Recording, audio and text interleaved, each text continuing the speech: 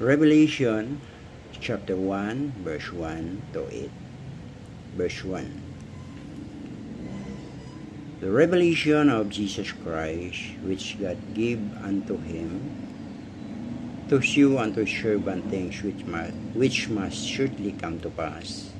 And he sent and signified it by his angel to his servant John, who bear record of the word of God and of the testimony of Jesus Christ and of all things that he saw. Blessed is he that readeth, and they that hear the words of this prophecy, and keep those things which are written therein, for the time is at hand.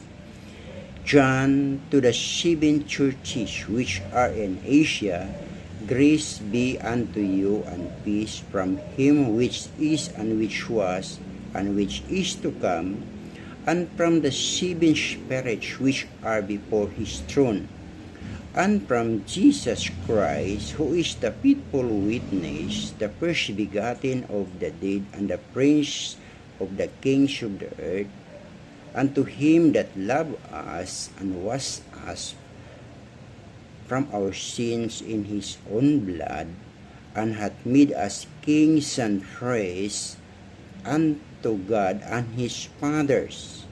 Unto him be glory and dominion forever and ever. Amen.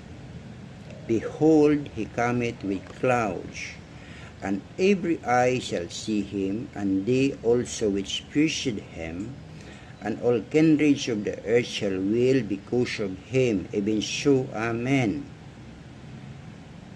I am Alpha and Omega, the beginning and the ending, saith the Lord, which is, and which was, and which is to come, the Almighty. Revelation chapter 1 verse 1 to 8. Amen.